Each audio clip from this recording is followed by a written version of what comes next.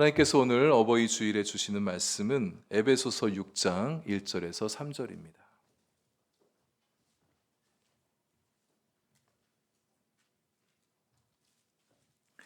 에베소서 6장 1절부터 3절의 말씀,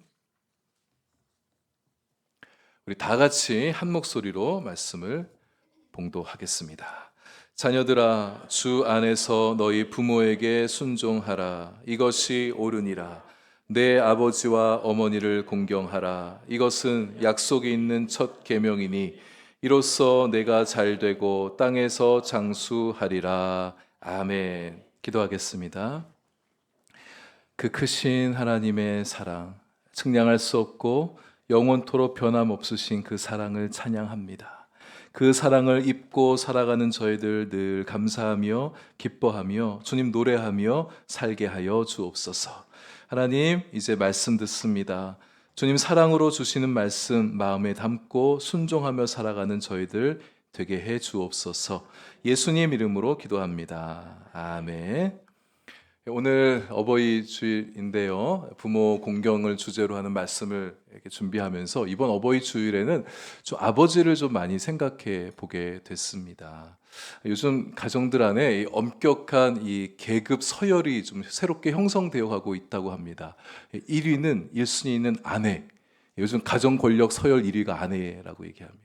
2위는 자녀들, 그리고 3위는 애완동물, 4위는 남편. 자식을 좋은 대학에 보내기 위한 3가지 조건이 있다고 합니다. 첫째는 할아버지의 경제력, 두 번째 엄마의 정보력, 셋째 아빠의 무관심. 누가 우스갯소리 한다고 그렇게 만들어낸 말일 수도 있겠지만 일면 공감이 되는 부분이 있는 것 같아요. 몇 년 전에 영국 문인협회에서 비영국인들을 대상으로 영어 단어 가운데 가장 아름다운 단어가 뭐냐는 묻는 설문조사가 있었습니다. 4만 명에게 조사를 했는데 70개의 단어를 던져주고 골라봐라 그랬는데요. 1위가, 압도적인 1위가 mother, 어머니, 엄마였다고 합니다. 여러 가지 단어들이 있는데 63인가가 좀 재밌는데 딸꾹질, 이게 영어로 뭐 힙컵 뭐 그런데 제가 잘 처음 본 단어인데 그게 63인데 아빠, father란 단어는요 그 순위 안에도 들지 못했다고. 저 끝에 우리나라 초등학교 2학년 아이의 어떤 동시가 있는데 매체에 보도된 바가 있습니다. 혹시 보신 분들 있을지 모르겠는데요, 이렇습니다. 엄마가 있어서 나는 좋다, 나를 이뻐해 줘서. 냉장고가 있어서 좋다, 나에게 먹을 것을 줘서. 강아지가 있어서 좋다, 나와 놀아줘서. 그런데 아빠는 왜 있는지 모르겠다. 청소년들, 사춘기를 지나는 우리 학생들의 아버지에 대한 이미지는 되게 부정적입니다. 아버지 하면 떠오른 게 뭡니까? 조사를 했는데 1위가 큰 소리 치는 사람. 아빠 이미지가 이렇대요. 1위 큰 소리 치는 사람, 2위 술 마시는 사람, 3위 TV 보는 사람, 4위 낮잠 자는 사람. 아버지가 요즘 시대에 이런 평가를 받는 거, 물론 모든 가정의 아버지가 그런 건 아닙니다. 참 좋은 분들 참 많으시죠. 우리 한마음 교회만 하더라도 좋은 아버지가 너무 많으세요. 그러나 많은 가정들이, 아버지들이 가정에서 보여주는 모습이 대개는 엄마보다는 덜 따뜻하고 무심하고 애정 표현도 잘 하지 못하고 대화도 많이 안 하고 기껏해서 말하게 되어지면 칭찬과 격려보다는 이 잔소리만 많이 하는, 엄격한 잔소리만 많이 하는 그런 아버지다 보니 그런 이미지들이 이렇게 형성되어 있는 것 같아요. 근데 사실은 아버지들 마음들은 안 그렇지 않습니까? 마음은 아들에게, 자식에게, 딸에게 따뜻하고 싶지만 표현이 좀 서툴러서, 좀 표현력이 부족해서 잘 못하는 건데, 그런 경험이 훨씬 많은데, 자, 우리 자녀들이 아버지의 마음을 좀 이해하기도 좀 어렵진 않나, 이런 생각을 좀 해보게 돼요. 오늘 어버이날이다 보니까 오늘 저도 좀 많이 바쁠 것 같아서 어제 저녁에 저희 부모님들께 좀 전화를 드렸습니다. 양가 부모님 전화를 드리는데 제가 누구한테 전화를 했냐면 저희 어머니한테 하고 또 장모님한테 전화를 한 거예요. 이 아버지랑 장인어른에게 먼저 전화가 잘 안 됩니다. 특히 저희 아버지한테 지금 제가 좀 약간 서먹함이 좀 있어요. 아버지가 저한테 좀 워낙 무뚝뚝하신 분이기도 하시는데 아버지와 좀 단둘이 있으면 좀 되게 어색합니다. 그러니까 가끔 명절 때 올라가서 둘만 거실에 있게 되어지면 이렇게 TV 틀기 바쁘고 TV 틀어놓고 TV 보면서 간간히 말 섞는 수준으로 그렇게 대화를 합니다. 굉장히 어색한 그런 느낌을 좀 받습니다. 제가 아버지에 대해서 그런 이제 워낙 무뚝뚝하시다 보니까 반면교사로 삼아서 저는 우리 아들, 딸들한테 그러지 말아야겠다, 이런 생각을 늘 하고 있습니다. 그래서 사랑한다는 말도 가끔은 하고 학교 생활도 물어봐 주기도 하고 요즘 무슨 생각하며 살아가고 있는지 뭘 고민 갖고 있는지 그렇게 물어봐 주기도 하는데 잘 모르겠습니다. 이 마음이 우리 아이들에게 어떻게 좀 전달이 되고 있는지. 요즘 서울 살고 있는 우리 아들이 집에 전화를 이제 하게 되어지는데 일주일에 한 두세 번은 아내한테 전화를 합니다. 저한테는 한 번 기껏 할까? 제가 먼저 하면 될 텐데 또 그게 또 잘 안 돼요. 이게 좀 내가 좀 잘하고 있나? 이러다가 제가 할아버지가 됐을 때 우리 아들 딸들이 장성해서 제가 우리 아버지에 대해서 어색함을 느끼는 것처럼 우리 아들 딸도 저를 어색하게 느끼면 어떡하지? 이 전화를 하는데 아내한테만 전화를 하고 저한테는 아빠한테 안부 전해줘. 그렇게 하고 전화 끊으면 어떡하지? 뭐 이런 생각이 좀 드는 요즘입니다. 어느 글에서 본 내용인데요. 어떤 작가가 썼던 에세이의 한 내용입니다. 평소에 이분이 아버지에 대해서 원망과 불평이 참 많았던 분입니다. 사회적으로 능력이 있고 또 지위도 있으신 분인데 너무 무뚝뚝하고 자녀들한테 무심한 거예요. 그게 이제 이 주인공, 이 저자에게는 상처가 되어져서 굉장히 좀 많이 싫어하는 거예요. 아버지를 싫어하는 거예요. 자기가 칭찬받을 만한 일을 해도 칭찬 한마디 없는 아버지에 대해서 상처가 많이 쌓여왔습니다. 어른이 되고 이제 자식들도 낳고 이제 중년이 되었을 때 어느 날 설 연휴 때 함께 가족들이 모였는데 아버지를 또 무심코 보게 됐어요. 아버지가 또 여전히 이 자녀들과 대화도 잘하지 않으시고 자녀들의 말에도 표정이 없는 아버지를 보면서 이렇게 마음에 또 화가 나는 거예요. 그러다 문득 그런 생각이 들었답니다. 만약 내가 지금 오늘 아버지에게 먼저 다가가지 못하게 되어진다면 나는 평생 아버지와 가깝게 지내지 못하게 될 것 같다. 지금 내가 아버지에게 적극적으로 마음을 표현하지 못하면 나중에는 영원히 후회하게 될 것 같다. 뭐 이런 마음이 들더랍니다. 그래서 연로하신 아버지에게 사랑을 받으려 하기보다는 이제 자기도 어른이 됐으니까 또 자식된 도리를 가지고 적극적으로 아버지에게 표현해야겠다. 그런 마음을 가졌대요. 그래서 세배를 하고 난 다음에 용기를 내서 아버지에 가까이 다가가서 아버지를 꼭 끌어안아 줬답니다. 아버지 사랑합니다. 존경합니다. 그리고 이제 뒤로 물러섰는데 그때 아버지가 뒤로 이렇게 고개를 돌리시더니 눈물을 흘리시더래요. 그 모습을 본 어머니도 같이 눈물을 흘리시고 부모님이 눈물 흘리는 모습을 보면서 자식들도 또 며느리들도 같이 눈물을 흘렸답니다. 이 글을 읽고 제 아버지 얼굴이 좀 떠올랐습니다. 제 아버지가 작년부터 이제 치매를 앓기 시작하셨는데 치매 증세를 앓고 있는 아버지를 돌봐야 되는 저희 어머니가 너무 안쓰럽게 느껴지는 거예요. 저희 어머니 평생 아버지 그냥 그렇게 섬기며 사셔서 고생만 하셨던 그런 마음이 드니까 어머니는 너무 안쓰러운데 정작 치매에 걸린 아버지에 대해서는 마음이 별로 가지 않는 거예요. 그런 저 자신을 보면서 나야말로 인색하고 무뚝뚝한 게 아닌가 이런 마음이 들더라고요. 그래서 제가 이번에 명절에 또 올라가게 되어지면 이번에는 좀 용기를 내서 저도 좀 아버지를 끌어안아 드려야겠다. 집에 올라가면 어머니랑은 포옹은 제가 하는데 이 아버지는 포옹이 안 되더라고요. 아버지 포옹해 드려야겠다 생각이 들고 저희 아버지는 저에게 사랑한다는 말 한 번도 하신 적이 없는 분이십니다. 적어도 제 기억 속에는 사랑한다는 말을 들어본 적이 없어요. 그러나 제가 이번에 올라가면 용기를 내서 아버지 사랑합니다 이렇게 고백해야겠다 이런 마음이 들게 됐습니다. 오늘 어버이 주일을 맞아서 부모 공경에 대한 말씀을 함께 나누는데요. 2절 말씀에 내 아버지와 어머니를 공경하라. 이것이 약속에 있는 첫 계명이다 이렇게 말씀하고 있습니다.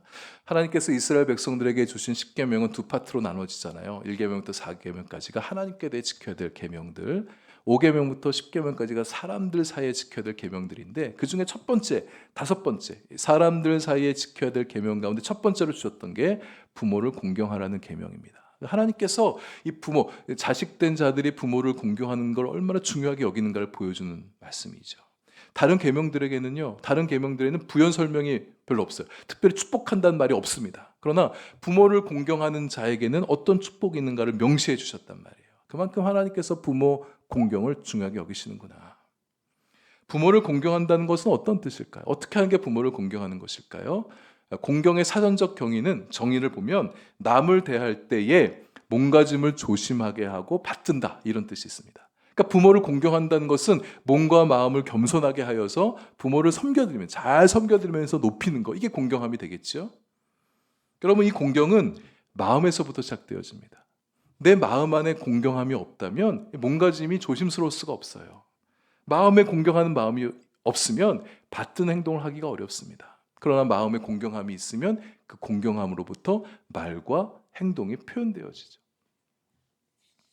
이런 이야기가 있습니다. 2차 대전 당시에 미국 군함이 일본을 공격하기 위해서 출항을 하게 되어지는데 어떤 병사가 실수로 자신의 야전 잠바를 바다에 떨어뜨린 거예요. 근데 그 잠바를 줍겠다고 이 병사가 바닷속에 뛰어들려고 하는 겁니다. 그래서 지휘관이 옆에서 말렸죠. 뛰어내리지 마. 만약 내 명령 어기고 뛰어내리게 되면 너는 명령 불복죄로 처리하겠다.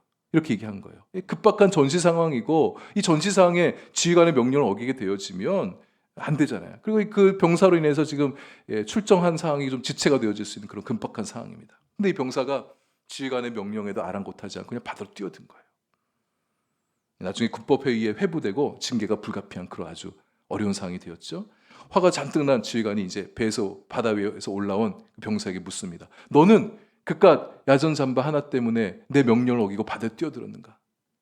그랬더니 이 병사가 물에 젖은 야전 잠바 주머니에서 주섬주섬 이렇게 빛바랜 사진 한 장을 꺼내주면서 지휘관에게 보여주는 거예요.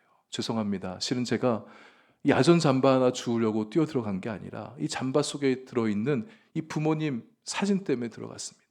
다른 것은 다 잃어버려도 부모님 사진은 제가 잃어버릴 수가 없었습니다. 하고 그 사진을 가슴에 끌어안고 흐느끼는 겁니다. 그것을 보는 지휘관과 다른 병사들도 숙연해지게 됐죠. 이렇게 중에는 병사들 중에는 자기 부모님도 생각이 났는지 흐느끼는 그런 병사들도 있었습니다. 아브라함 링컨이 상원의회에서 대통령 취임 연설을 할 때였습니다. 당시 상원 의원들에는요, 이 귀족 출신들이 참 많았어요. 그런데 이 링컨의 부모님은 구두 제화공이었었습니다. 그래서 이 링컨의 출신 배경을 놓고 굉장히 못마땅히 여기면서 경멸하는 그러한 상원 의원이 있었습니다. 이 사람이 링컨이 연설하려고 그러는데 연설하기 전에 이 링컨에게 가서 이렇게 말했습니다. 링컨 씨, 영어를 보니까 미스터 링컨 이렇게 하더라고요. 어쩌다 당신이 이 나라의 대통령이 됐는지 모르지만 당신의 아버지가 우리 집에 드나들면서 우리 식구들 구두를 만들었던 사람이란 거 잊지 마세요. 구두집 아들이 대통령이라니 이러면서 들어왔어요. 이때 링컨이 취임사를 통해서 사람들의 뇌리 속에 오랫동안 잊혀지지 않을 명연설을 하게 되었습니다. 제가 연설을 시작하기 전에 한 의원께서 저희 아버지가 생각나게 해주셨습니다. 그가 너무 바빠서 아버지를 잊고 살았는데 감사합니다. 나의 아버지는 매우 멋진 창조적인 예술가였습니다. 나의 아버지보다 세상에서 더 구두를 아름답게 만드는 사람은 없습니다. 제가 아버지보다 실력은 못하지만 제가 어깨너머로 배운 것이 있으니 혹시 여러분의 구두에 수선이 필요하다면 제게 말씀해 주십시오. 제가 언제든 여러분의 집에 달려가 구두를 수선해 드리겠습니다. 저는 아버지가 매우 존경스럽고 자랑스럽습니다. 부모를 공경하는 자는 부모를 부끄러워하지 않습니다. 부모가 배움이 짧든 가진 것이 없든 사회적인 지위가 낮든 부모를 존귀히 대하죠. 우리 부모님들에게는 저마다 자랑스러운 면들이 다 있습니다. 우리 부모님들에게는 저마다 존경받아 마땅한 분들이 다 있으세요. 잠언 23장 22절에 보면 내 늙은 어미를 경히 여기지 말라는 말씀이 있습니다. 공경한다는 건 여러분 경히 여기지 않는다는 거예요. 마음의 공경이 사라지거나 작아지게 되면 부모를 경히 여기게 될 수 있습니다. 경히 여긴다는 것은 소홀하게 여기는 거예요. 함부로 대하는 겁니다. 부모가 좀 힘이 있을 때는 안 그렇죠. 공경도 하고 순종도 합니다. 그러나 부모가 점점 연로해지면서 힘이 빠지게 되어지면 이제 부모를 막대하는 그런 분들이 있어요. 부모가 힘이 있고 경제력이 있을 때는 내한테 뭔가 좀 도움이 된다고 싶으니까 좀 존경하는 척하다가 부모님 연로해서 힘 다 빠지고 경제력이 없어지게 되면 함부로 대하는 거예요. 이젠 더 이상 얻을 게 없다고 생각이 들어서 그렇게 하는 건지 모르겠습니다. 그런 자녀를 볼 때 부모의 마음은 어떠실까요? 굉장히 마음이 아프실 것 같아요. 이미 줄 거 다 내줬어요. 어렸을 때부터 다 키우고 다 챙겨주고 그래서 이젠 더 이상 줄 게 없어서 못 주는 건데 그럴 때 부모님들 어떻게 하시나요? 이 버르장머리 없는 자식들 하면서 막 혼내거나 그렇게 하시던가요? 그렇게 하지 않습니다. 많은 부모님들이 줄 것 더 이상 없다고 오히려 미안해하고 눈치 보기도 하시죠. 그러니까 우리 부모님들의 마음을 이렇게 해드려서는 안 되겠습니다. 우리가 부모를 공경해야 되는 이유는 부모에게 뭔가 있어서가 아니죠. 그냥 부모님이시기 때문에 나를 낳아주시고 내가 여기까지 있을 수 있도록 도와주신 분이시기 때문에 공경받아 마땅한 분들이십니다. 우리 성도는 늘 겸손해야 된다고 그러잖아요. 우리 그리스도는 겸손해야 된다. 특별히 겸손해야 될 두 대상이 있다면 한 분은 하나님이시고 또 한 분은 우리의 부모님이십니다. 우리 부모님이 우리 눈치 보느라 하고 싶은 말도 못하고 우리 눈치 보느라 하고 싶은 일도 못하게 해서는 안 되겠습니다. 부모를 소홀히 여기는 것, 경히 여기는 거예요. 여러분, 우리가 무언가를 소홀히 여길 때는 어떨 때 소홀히 여깁니까? 이게 나한테 별로 중요하지 않다고 여길 때 소홀히 여깁니다. 자기가 정말 중요하다고 여기는 것이 있으면 결코 소홀히 여기지 않습니다. 우리가 부모님을 소홀히 여긴다는 것은 인정하고 싶진 않겠지만 우리 마음속에서 은연중에 우리 부모를 소홀히 여기고 있는 것, 별로 나한테 중요하지 않다고 그렇게 여기고 있는 것입니다. 내 부모를 공경하라. 우리가 대체적으로 다른 계명들은 다 잘 지키려고 해요. 뭐 간음하지 말라, 도둑질하지 말라, 잘 지키려고 하죠. 다른 계명을 만약 어기기라도 한다면 우리 마음이 굉장히 부끄러워질 것 같습니다. 죄책감에 사로잡힐지 모르겠어요. 그러나 부모를 공경하라는 이 계명에 대해서는 좀 많은 경우에 좀 대수롭지 않게 여기는 마음이 우리 안에 있는 것 같습니다. 좀 죄송한 마음 좀 안고 지나가다가 또 다시 잊어버리고 마는. 저도 반성이 됩니다. 우리 그래서는 안 되겠습니다. 부모 공경은 주님 말씀하시죠. 마땅한 바라고 옳은 바라고. 부모를 공경하는 사람은 부모에게 순종합니다. 이 순종만큼 부모에게 공경을 표현하기 좋은 것이 없죠. 자녀들이 부모 말씀에 잘 순종하게 되어질 때 부모 마음 굉장히 기쁘고 흐뭇합니다. 순종한다는 말의 어원을 보니까 아래에서 듣는다 이런 뜻이 있습니다. 아래에서 들으면 잘 들을 수 있게 되어지죠. 누군가의 말에 순종하려면 아래로 내려와야 됩니다. 위에 있으면서 순종하기 어렵습니다. 우리가 부모의 말에 잘 순종하려면 부모 아래 내려오셔야 돼요. 하나님께서 세우신 부모의 권위를 우리가 인정해 드리고 부모의 말을 잘 귀 기울여 듣는 우리가 되는 거죠. 여러분, 순종은 잘 듣는 것에서부터 시작되어집니다. 부모님의 말씀을 잘 듣는 거예요. 특히 말로 표현되어진 것 이전에 이면에 마음속의 이야기가 있어요. 그 마음의 말을 잘 듣는 것이 중요하겠습니다. 제가 어머니께 가끔 전화를 드릴 때 저희 어머니가 종종 하시는 말씀이 전화하지 말래요. 목회하느라 바쁜데 전화하지 말아라. 막상 전화 드리면 되게 좋아하시면서도 꼭 끊을 때는 전화하지 말아라 이러면서 꼭 끊으세요. 이게 제 마음은 자식들 멀리 떨어져 살고 있는 이 자식이랑 함께 통화하는 거 좋으면서도 저 배려해 주신다고 그렇게 말씀하시는 거잖아요. 근데 제가 이제 어머니 말씀 잘 들어야겠다, 순종하겠다 그런 마음이 들어서 전화하지 말라고요? 네, 알겠습니다. 이제 전화 안 드리겠습니다. 이럴 수 없지 않습니까? 마음의 이야기를 듣는 거예요. 말은 그렇게 하시지만 자꾸 전화하길 바라시는 부모의 마음을 알아들이는 거죠. 근데 주님 안에서 순종하라고 말씀합니다. 부모에게 순종하라고 명령하신 분이 하나님이시죠. 양심과 도덕이 우리로 하여금 부모님께 순종하도록 우리의 마음을 이끌기도 하지만 우리가 부모님께 순종해야 되는 첫 번째 이유는 하나님께서 그걸 명하셨기 때문이에요. 하나님께서 말씀하신 것이니까 우리 부모님 순종을 통해서 하나님 순종을 배워가는 것입니다. 주님 안에 순종한다는 말의 의미는 하나님 순종하는 것이 부모를 순종하는 것보다도 앞선다는 의미가 되겠죠. 부모님께 순종하는 것과 하나님께 순종하는 것이 대부분 연동되어집니다. 별로 차이가 나지 않을 때가 많아요. 그러나 이게 충돌할 때가 있습니다. 하나님을 순종하려고 하다 보니까 부모를 순종하는 것을 불순종해야 되는 그런 상황이 생길 때가 있어요. 이럴 때 여러분 우리가 어떻게 되느냐? 하나님께 순종하는 것을 선택해야 된다는 거죠. 제가 아는 어떤 목사님에게 어떤 청년이 찾아와서 상담을 하더랍니다. 목사님, 저희 어머니 아버지가 제가 예수님 믿는 거, 교회 오는 것을 너무 반대하십니다. 결사 반대하십니다. 저는 아버지, 어머니의 반대를 무릅쓰고 신앙생활 하기 어렵겠습니다. 어머니, 아버지가 반대한 일은 저는 할 수가 없습니다. 부모님 마음 아프고 힘들어하는 데까지 힘들어하시는데 제가 이렇게까지 힘들어하는데 제가 예수 믿어야겠습니까? 이런 경우를 두고 성경에서 주 안에서 순종하라는 말씀을 주신 것 같습니다. 부모의 반대를 무릅쓰고 복음을 받아들이는 거, 이거 하나님은 불순종이라고 말씀하지 않으세요. 부모가 예수님 믿지 말라고 명령할 때 그 명령 받드는 것을 일컬어 순종 잘한다 그렇게 말씀한 것이 아닙니다. 믿음 때문에 믿지 않은 부모에게 거역하는 거 당장에는 불효처럼 보이죠. 그러나 그것이 불효가 아니라고 성경은 말씀하는 것입니다. 하나님을 위한 일들에 재물을 쓰고 시간을 쓰고 뭔가 마음을 쓰는 것을 두고 하나님께서 그런 일을 하지 말란다고 부모가 얘기한다고 해서 그 말 듣는 거 하나님께서 잘한다 여기지 않습니다.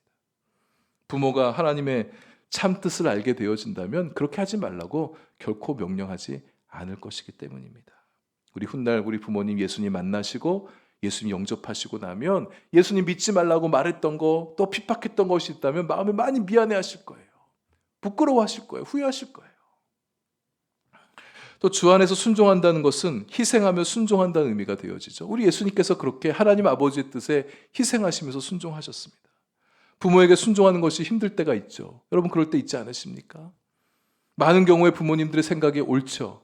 자녀들 잘 되라고 주시는 말씀들이죠. 그러나 우리 자식들도 이제 많이 컸습니다. 세상을 살다 보니까 이 세상에 부모님이 하시는 말씀과 안 맞는 것들이 있어요. 이제 부모님 말씀 듣기보다는 내 판단을 존중하며 따라들 일도 많이 있다는 것을 보게 되어집니다. 주님 뜻에 어긋나는 것은 아니지만 그 부모님의 뜻을 감당하기 어려울 때가 있습니다. 부모님의 뜻 이루어드리느라 들어드리느라 내 좋은 뜻을 포기될 수도 있어요. 며느리로서 시어머니 섬기는 게 힘들 때가 있죠. 배우자가 내 편 안 들어주고 부모님 말씀만 들으려고 할 때 마음이 서운해지기도 합니다. 부당한 요구를 할 때가 느껴질 때가 있죠. 그럼에도 그 모든 것들이 내가 짊어져야 될 십자가라면 기꺼이 짊어지고 가는 것이 주 안에서 순종하는 것입니다. 때로는 합리적인 나의 사고보다 내가 취해야 될 정당한 권리보다 부모님의 말씀을 따라 드리는 것이 맞을 때가 있습니다. 예수님께서 그러셨어요. 십자가 지실 아무런 죄를 지신 분이 아니신데 하나님이신 그분이 하나님으로서 누릴 영광과 권리를 포기하시고 이 땅에 내려오셨지 않습니까? 빌립보서 2장 말씀처럼 근본 본체는 하나님이시나 하나님과 동등됨이 여길 것을 취하지 아니하시고 종의 형체를 가져서 사람의 몸을 입고 낮은 자의 몸으로 오셔서 죽기까지 십자가에 복종하셨다고. 그분의 희생과 섬김을 통해서 하나님 아버지의 크고 놀라운 뜻이 성취가 되었지요. 고린도전서 8장 3절 말씀에 누구든지 하나님을 사랑하면 그 사람은 하나님께서 알아주신다고 말씀하셨습니다. 하나님 사랑하는 마음으로 부모를 순종하게 되어질 때 하나님께서 그의 마음을 알아주시는 거예요. 오늘 말씀에 부모님께 공경하는 자에게 주시는 축복도 말씀하지 않습니까? 내가 잘 될 것이라고, 땅에서 장수하리라고. 당장에는 손해요, 희생이요, 비합리적인 그 판단 때문에 어려움을 당할지 모르겠어요. 그럴지라도 부모의 마음을 알아들이고 순종하는 자녀를 하나님께서 귀하게 여겨주십니다. 순종함으로 지금은 내 것을 잃게 되어질지 모르더라도 훗날 더 많은 것으로 채워주실 우리 하나님이십니다. 하나님은 우리 부모님이 공경받는 모습을 보시면서 당신께서 기뻐하십니다. 부모들이 공경받는 모습을 볼 때 하나님 마음이 기쁘신 거예요. 우리 부모님의 마음도 얻으시고 하나님의 마음도 얻는 우리가 될 수 있기를 바랍니다. 한 가지만 더 나누면 우리 자녀들이 건강하게 잘 살아주는 것도 부모를 효도하는 것이 되겠습니다. 행복하게 잘 살아가는 모습 보여주는 거예요. 자녀들 잘 기르고 또 직장에서도 인정받으시면서 그렇게 살아가는 모습, 화목한 모습 보여주게 될 때 우리 부모님 마음이 기쁘십니다. 또 신앙적으로 잘 살아가는 것도 중요하겠죠. 하나님 많이 사랑하시고 또 교회에서 또 하나님을 위해서 또 잘 섬기며 살아가는 모습을 볼 때 우리 부모님들 마음에 안심이 되시고 든든해 하실 것입니다. 하나님 잘 섬김으로 그 모습으로 또 부모님을 공경하는 저와 여러분 될 수 있기를 바랍니다.